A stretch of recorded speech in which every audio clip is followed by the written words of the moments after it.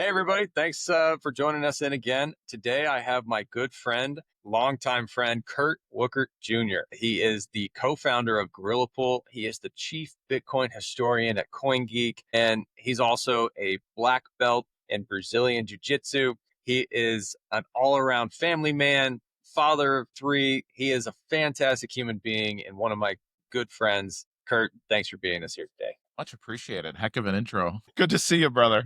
Yeah, likewise, man. Likewise.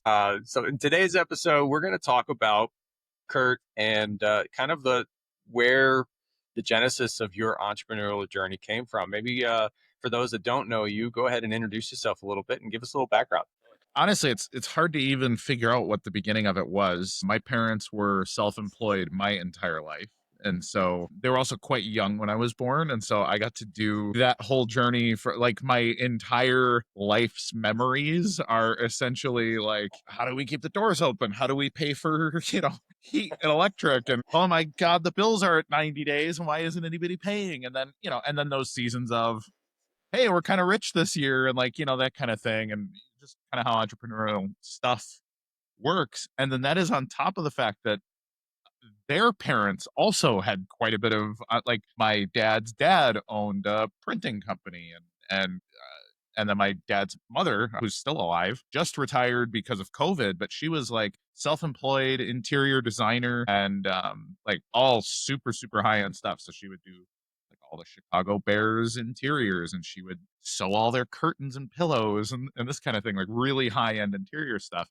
And then all my cousins on that side, everybody's self-employed. So like every Wookert that's ever lived that I'm aware of has been self-employed for their entire lives. So there's a lot of that. As for me, gosh, I don't even know what was my first actual venture. Like I've been doing like sales and sales management since I was a teenager, and then like brokerage. So just because I knew so many people that did so many things, I was always like, oh, I could help you with that, and then make a markup and middlemaning stuff in essentially the 90s. That's everything from printed t-shirts or brochures. My parents were in the printing industry vaguely, like the packaging side of the industry, but I always kind of had a knack for marketing and other things as well. And so if it was anything related to brand identity or any of those things, it's turned into me doing like some spokesman work. I've also done a lot of voiceover work as like a side hustle.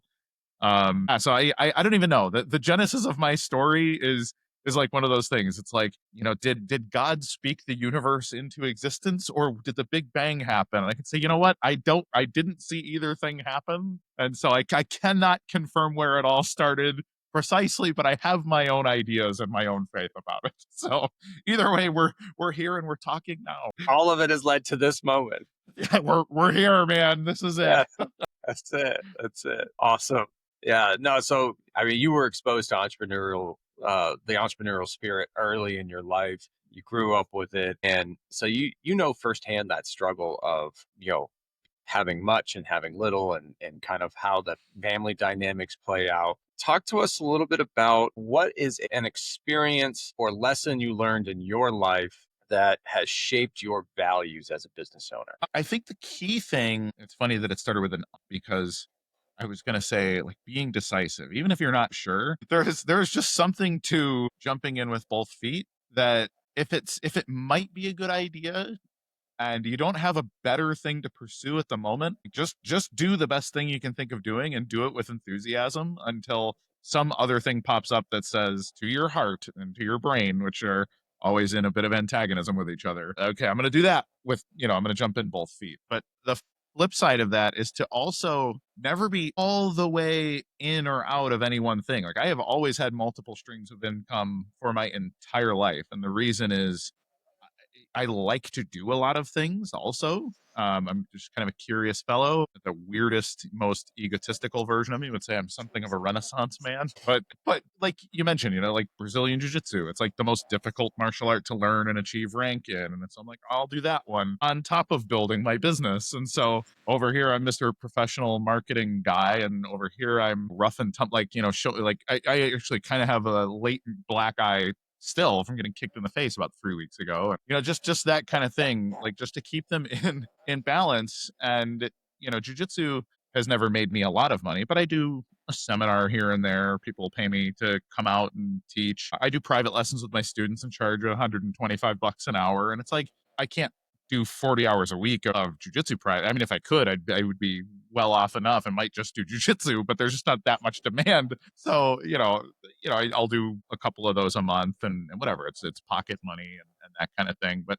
it all kind of matters. And it also keeps me sane. So I think being really deliberate with diving in full speed and really giving it your best, but then also having that other thing, that side pot that makes you happy for reasons that maybe aren't entirely economic, but can also have some spillover benefits. Just being healthy and good at fighting and being, calm under pressure is something obviously that's super applicable to being a good business person. And so I keep up with my jujitsu for that reason. And and I don't want to, like, if I don't strangle people in a confined consenting way, I could become very problematic in the business world.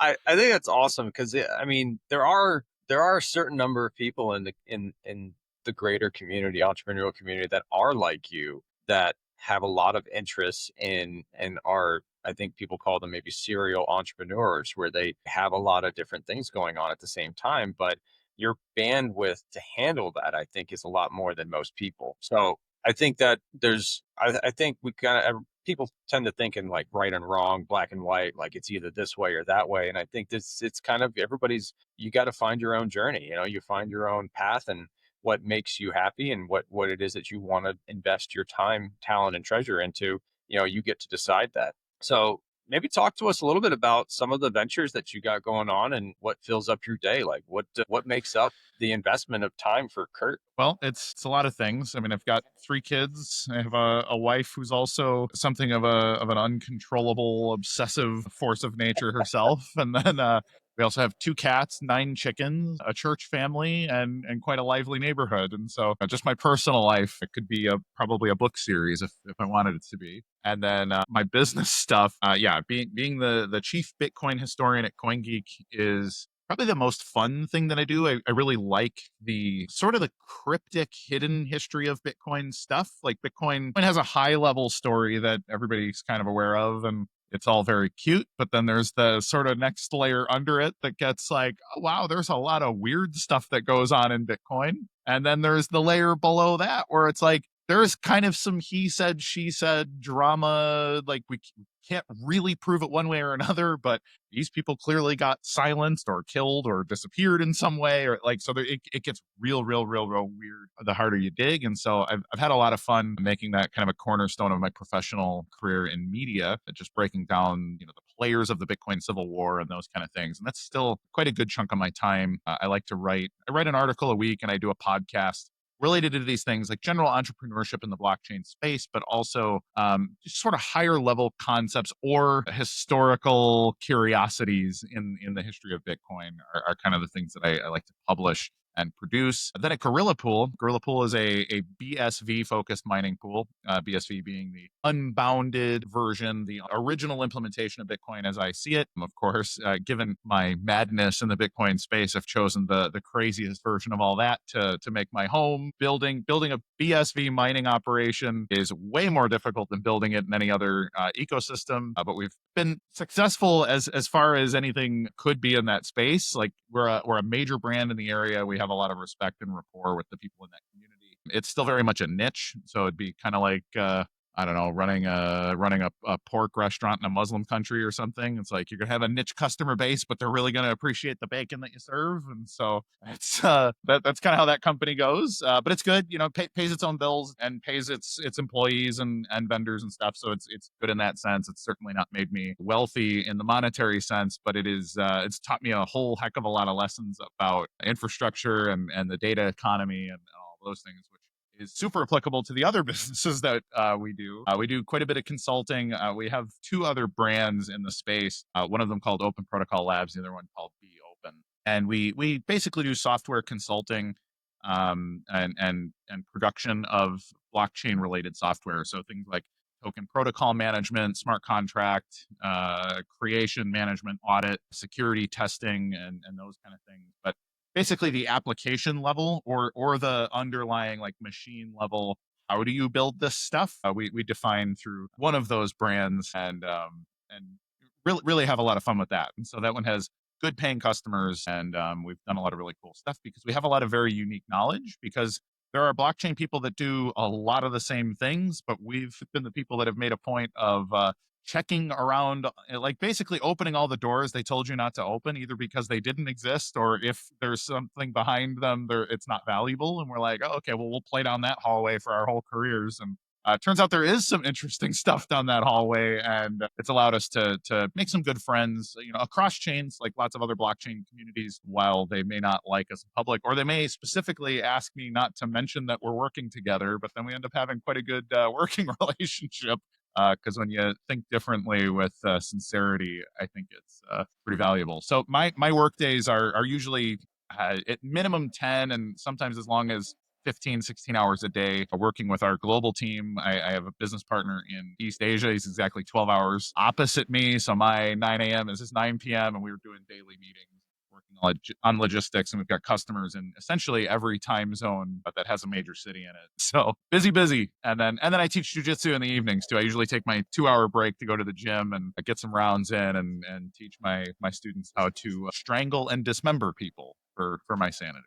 So, yeah, I'm ready for a nap after Yeah. listening to all that. Yep. So that's quite a day. That's quite a Yeah, day. as I approach 40, so I'm 39. In the last year and a half of my life, I have started to work naps into my life. I've never needed one before. As soon as I turned like I get to about 38 and a half in my life and was like, yep, 2 p.m. and I don't have a meeting for 45 minutes. I'm going to try to sneak a 20-minute nap in, and I can do it. I can lay down and go right out and then be back up and at my meeting. It's weird. It's a new one for me.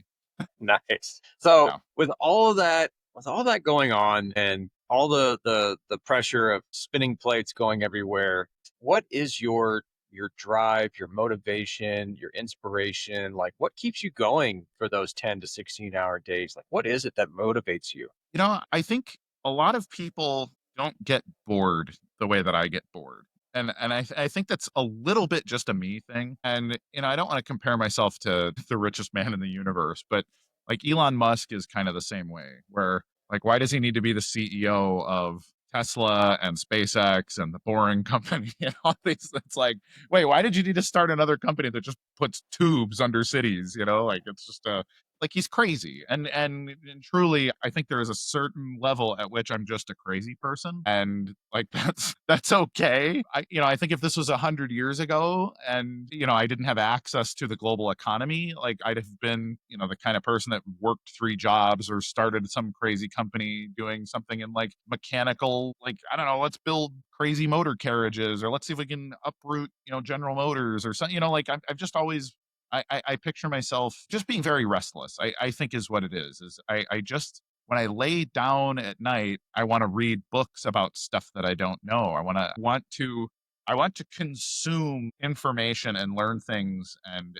be an expert in lots of things. I've always really wanted to be like the highest level generalist possible, and then a specialist in a few really key things too. And it's like it's just really unreasonable. But I think it's that desire to be a very unreasonably well-read, well-spoken, well-trodden, well-traveled, all those things. Like I want to be that guy, and I want to be that guy more than I want to eat popcorn and watch a movie or cut my own grass and that kind of thing. And I think that's really cool. I really envy the kind of people that can work 9 to 5 at a pretty mundane job and do 40 years and get their pension, and you have a peanut butter sandwich for lunch every day because that's the sandwich that you eat. And like people that are like that, like I mean it's great. I wish I had that kind of satisfaction with simple things, and I just don't.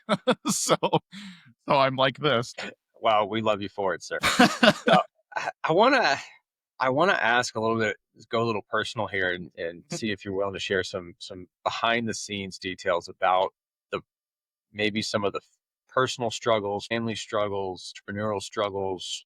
What are some of those really hard moments that you've had to deal with, or maybe hard situations that you've had to deal with? And then how do you overcome all that? The hardest thing for me consistently is the fact that I'm really hopeful. Really, I see the best in people and I see the best in a good idea, even if it's an unreasonable, difficult to implement good idea, or even a bad idea that I think has a kernel of good in it. I'm one of those people who really, really likes to see things play out. And that can be bad for all kinds of reasons. But the worst way that that can be bad is in relationships with people who you should fire, or in my case, I should have fired much more quickly. So, when I meet a person whose energy that I like because it's good about something, but then maybe it just doesn't play out, and like it consistently doesn't play out, and they kind of can't get their job done, or they won't do the thing that we need to do. I always want everybody to be like a Cinderella story where it's like, you know what? We just needed to find the way to motivate them and turn them into the person that we always thought they could be. And it just really sucks for me that that's a fanciful thing that you cannot bring the best out of everybody. And that even makes its way to like family relationships and things. Like I've had a very difficult time with trying to make family business work, because obviously you love your family. You're very hopeful that your family will care about things the way that you care about things, and then you realize, you know what, we just don't have the same values. It didn't matter that we share 50% DNA or all these other things. Like somehow our value systems have become completely misaligned with each other, and like we just can't have a relationship in a business and in a family. And like for me that's really difficult because I see those as a both and, because of how interested I am in doing business. And so I've had to make some really tough decisions about family members or employees who I really like as people. And so I would tend toward holding on to people and things too long. And so one of the really important things I've done over the last 5 or 6 years is I always have a business partner who is like a brutalist, essentially, who is always my counterweight. But like, Kurt, I'm gonna fire this person on Friday, and I'm always the like, but I think, and they're just like, you think a lot of things, Kurt, and that's what we like about you. They have failed, and it's time to cut them off. So that's always my struggle, is balancing out that kind of thing. I think that's super relatable. And the hardest thing about business is people, but it's also the thing that you can't do business without. It's the only ingredient, like the single most ingredient in any business is both customers and contractors or employees. Like you have to deal with people. So it is hard to see the best in people a lot of the times. So your ability to give people benefits of the doubt and to give them chance, I think is a testament to your character more than a character flaw. So Yeah. it's hard because it is hard. Yeah, I Well, mean it's especially, when I can point to the really hard thing is like I've had a decent amount of success by investing in people and seeing the bright side. And like I have people that I love to work with today that you gave a shot to, and you really dug in with them, and now they're a really valuable part of your economy, your business, your personal life, and whatever. And so it's hard for me to admit failure because I always feel like we could be 1 month away from the breakthrough with this person. If they just had some success, that like the success would start to carry, it'll get its own momentum, like that kind of thing. And it's, for some people, it's just not the case. It's rough. yeah, absolutely. What's a story that you can share? I mean, you don't have to have names or anything, but what's a story that you could share of somebody that maybe you did invest in and it proved to be a huge success for both you and the other person? Let me see. A few of them are real good. I wish I could like ask for permission to share some of these things. I've worked with people. So one of them, I used to be a sales manager at a construction company. I was a roof inspector for a while in the 20 teens. So amid some of my work, I took a summer job with a guy that I really liked through my jujitsu community up in Chicago. He was a coach of mine actually, and he brought me in because he just said, Kurt, you're really good at helping explain these things. And we kind of have like a responsibility gap in that we keep hiring people to do this job. And they like, you give them a vehicle and you give them equipment and you train them. And then they just like take a nap in the truck and don't really do their job and that kind of thing. And so, I got brought in to sort of whip a group of people into shape. And I had no experience with the construction. Like I was not a construction guy. I didn't really know the stuff. I made a point of learning the curriculum, essentially, getting really good at understanding what the problems were with like the stuff that we were doing in specific, and then working with a bunch of teenagers who all were trouble. I mean, this was like their summer job, and a bunch of them didn't really care about it. But, getting 5 or 6 guys together who didn't really care about the job, and we hit the best numbers that company ever hit, like 3 years in a row, 3 summers in a row, just because they liked to work with me. And the reason they liked to work with me is I would get out of the truck and I would walk with them, essentially. Like, I would say, "Hey, like, here are our leads. Here are people that have called in because they want us to do whatever. Like, I'm gonna walk you. I want to train you to be me. Like, I don't want this to just be your summer job. You could be making $250,000 a year doing construction management at 20 if you invested in yourself." And so I pushed a lot of those guys to really think like entrepreneurs themselves and treat the job like, "Hey, man, like, you could go work at McDonald's and make the kind of money you'll make if you don't take this job seriously, or you could just not go to college and you could be a millionaire by the time you're 30 if you actually take this job very seriously." There's so much money in this industry. And a couple of the guys, they ended up coming back every summer and working with me and killing it. And, I mean, you're talking about 16, 17-year-old kids making a few $1,000s a week, just doing their job well, and, really becoming something serious. These are the kind of kids that like, they couldn't get a job at Starbucks or Target because they kind of couldn't pass the background check and that kind of thing. Like, they just were rough people, but then turning it into, "Hey, man, like, you're a success story." Like, those kind of things are really great. And the other one, like, I really love teaching martial arts to people. And the reason for that is lots of people that get into martial arts are also super broken. Like, they get into it. A lot of people get into it because they're, "Hey, I just got divorced," or "I just got, diagnosed with type 2 diabetes," or, whatever. It's like a lot of people make it to the martial arts as like a, "Hey, man, I need a weird reset. I'm at a weird place in my life," and whatever. Like, teaching primarily guys. I don't have a lot of women students, but I've had a few. I married my best student, so, like, that's also kind of a big success story. But but a lot of guys have come to class with weird black clouds hanging over their heads and have turned into really serious people because they learned discipline. They learned a lot of lessons about themselves. They learned about how tough they were and how tough they were not. And then, yeah, like, so that kind of thing. Like, I probably could call out a dozen people over the last 7 or 8 years that have, like, completely changed their lives because, just by adding a little bit of discipline to their life and, letting that cascade out into their real world. I love that. When you invest in people, you invest in a lot of different people, but some of those are going to give you outsized returns. And I think that you have a lot of wisdom in a lot of different aspects of life, both business and personal. I think you are somebody that people can look up to as a mentor. And I think that's awesome that you invest in so many different people in so many different ways, like not just business, but on the mat or, personally in your church and stuff. Like, yeah, the way you give back to the community at large, I think is awesome. Let's talk a little bit about your businesses or the business that, the different types of businesses and that your particular customer that you like to help the most. Who is that Kurt likes to help the most in business? I think somebody else that's also motivated or has a really big idea that they've been told is not possible. I love when people come to me as they're like, "Okay, if it doesn't work here, I'm just gonna quit," because, they because they've been told something isn't real or whatever. Like, I love to I feel like a character in a Twilight Zone episode that has, like, the magic little shop, and, like, you hear the little bell on the door ring, and it's, like, how the craziest episode you've ever seen in your life starts, right? So, I love to show people that you're not crazy. The people around you weren't thinking big enough. Like, that is always my favorite thing, especially when we can not just implement their idea, but implement their idea in such a way that it starts to make them money or have some kind of breakthrough. Like, we've had some clients that we've worked with that are like, "Hey, we don't even know if this is possible. Can we try this kind of thing?"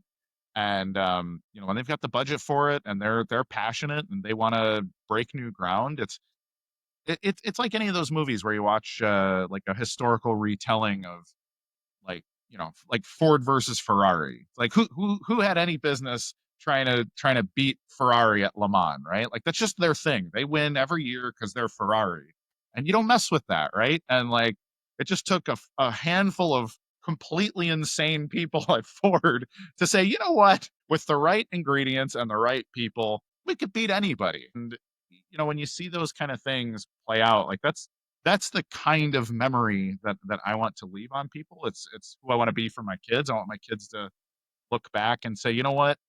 Dad was a lot of things, but he was never a quitter, and he never stopped dreaming big and swinging for the fences and all of that kind of stuff. And if successful, if ultimately, if one of my crazy ideas actually hits, like it could be one of those things where maybe they do make a Disney movie about like, hey man, this guy had a lot of nutty ideas and did pretty okay for a while, but then changed the world. Like that's really it. Like I want to make the world an objectively better place in some way, even if it's just making it more interesting, but making it more interesting for like lots and lots of people. I would take that. Like that's pretty good. Ultimately, my work in the Bitcoin space, I'm trying to like uproot global finance, uproot the banking cartel, like unseat the global payment infrastructure of the universe and all of that, which is I'm talking about replacing something like $25 trillion a year in annual revenue. So it's pretty lofty goal, but working with anybody that sees that and says, "Yep, I want to take those guys on," like that's who I want to work with. The kind of people who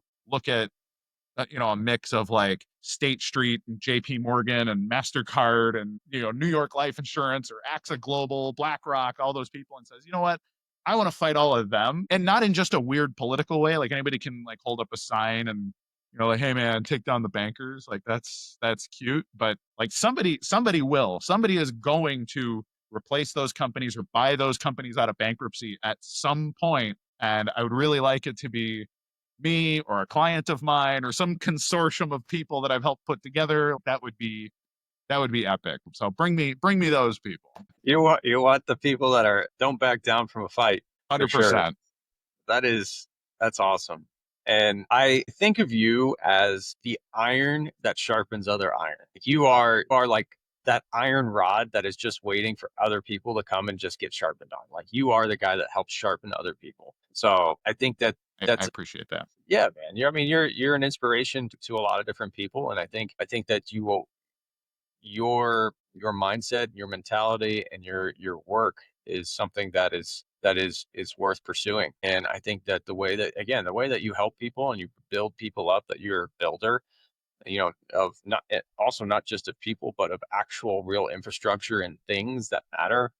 Like that's again, it's huge, and it just speaks to the quality of the character of the person. So I think that is a great mission to be on, and I know you're going to be successful for sure. Like more successful than you already are. I mean, I like, because success is relative, right? I mean, you look at your life. I mean, you got beautiful kids, you got a beautiful wife, you got beautiful family, like community. You're in church, like by a lot of the metrics that really matter. I think you've already won. For sure. I mean, if I could go back and tell 20-year-old Kurt what, almost 40-year-old Kurt's life looks like, be like, cool, I'm gonna make it. So no, for sure. And it is like success is very relative. And really it's a lot about perspective and having a good attitude. And so I am absolutely very blessed. I'm healthy and I'm happy. Participate in bringing people. Like I'm gonna have 10 people at my house for Bible study on Sunday afternoon. I'm smoking a pork shoulder and we're all gonna hang out. Like we're the Bible study from church that is supposed to do 2 hours, and it's usually like, hey, come over at 2 and we're gonna go till 7 or 8 because we're gonna eat, we're gonna break it, like we're gonna really dig in. So it's just like that's the stuff that matters to me, and it's a blessing that we get to do that as a community. That's the kind of thing I've been trying to build in my personal life like forever. So that's fantastic. Awesome. Awesome. Since we're talking about success, what does success look like to you, both personally and professionally, kind of in the future, looking forward ahead? Like, what does success look like to you? I think health and clarity late into life.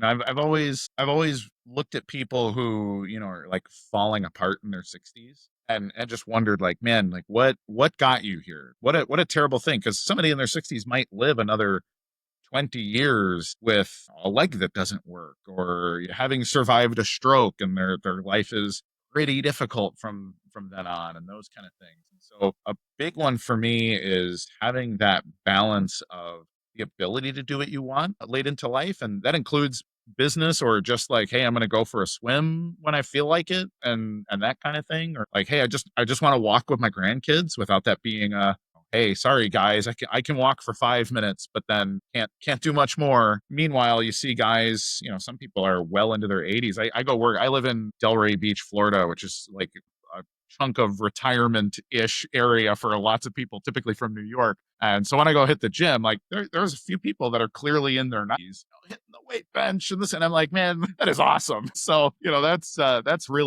success. Like having kids that love you, grandkids that love you, great grandkids that love you, and being able to have like 50 people at your house for dinner once a week or something, like that's success. That's heaven. I'm a little bit of a collector. So I like to have trinkets. Like I would love to, like Jay Leno, for example, has like this massive car collection. He owns probably 20 cars that he's the only person in the world that has that car anymore because all of them are gone for whatever reason. So if I were to ever get like really, really wealthy, there's a part of me that would want to like collect not just, wealthy trinkets of, whatever. It's not about the flex. It's more like I really love a really interesting piece of engineering that somebody really cared about a thing that is cool and collectible when they engineered it and built it, and either by hand or some kind of industrial process. But I think antique cars are super cool, like antique toys or airplanes or those kind of things. So if I'm ever in a position where there's like $1 billion floating around, like I'll be the guy putting out feelers to go find like weird antiques in people's barns in Iowa or whatever. And then like lots of weird travel. I'd like to be that guy. If I was like Richard Branson level wealthy, I'd be paying for like LiDAR scans of places where I think people might have lived. Like let's bring out more history.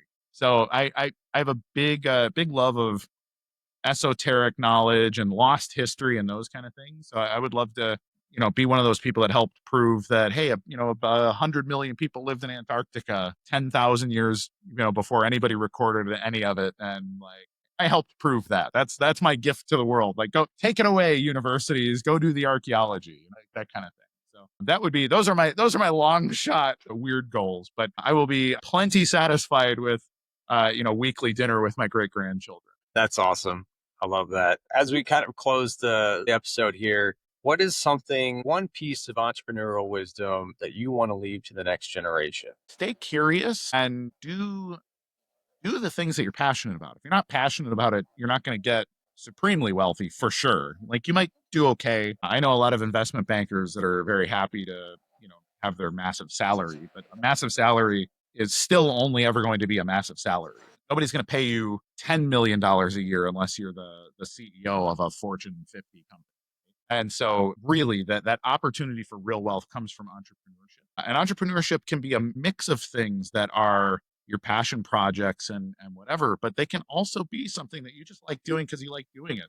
There are people that own farms that do very, very well for themselves. And like, yeah, you're not going to be on the cover of like Forbes or Wired magazine or whatever because you have your farm, but you could be a multi-millionaire that serves a niche and does it in quiet, and that you're never going to be famous. And I'll tell you what, being famous probably is one of the worst things to possibly be. So just pursuing that sort of sexy version of public entrepreneurship probably is mostly unwise. Unless it's really where your heart's at, then by all means go for it. But lots of people can own a manufacturing company in the middle of America in some town that nobody's ever heard of and do very, very well for themselves too. And if that's something that you're good at and brings you joy, then do that thing that brings you joy, puts enough money in your pocket, pays your bills, and lets you do whatever else you love. And like, you don't have to love business either. Not everybody wants to be a business person and whatever. Like, there's nothing wrong with making your work and your life the same thing. And I say farming because it's one of those things that's, you don't just wake up and punch the clock and, well, it's 5 o'clock. Now I get to go back to my, it's more sun up to sun down. You're just always kind of working on your stuff. And ultimately that has all of its own value for your life and for your mental health and spiritual health. But also there's money in that too. You can do quite well for yourself financially, just doing that kind of work too. So, don't be afraid to be yourself on that kind of thing too. And really just whatever you do it all the way. Like don't leave chips on the table and or leave it with regret. Don't quit something and then 6 months later be like, I really could have done this and this and that, but I sat and watched YouTube videos at my desk instead. Or you're only here while you're here, so make it count. Awesome. Love that. Make it count. You only get one life, make it count. With that, Kurt, I want to say thank you so much for being here. I will put a link to all of your socials, your many social accounts, and your all the different ways that people can find you and connect with you. I'll put them in the description in the video below. But with that, I thank you so much for your time, and to everybody watching, appreciate you watching, and we'll see you guys next time.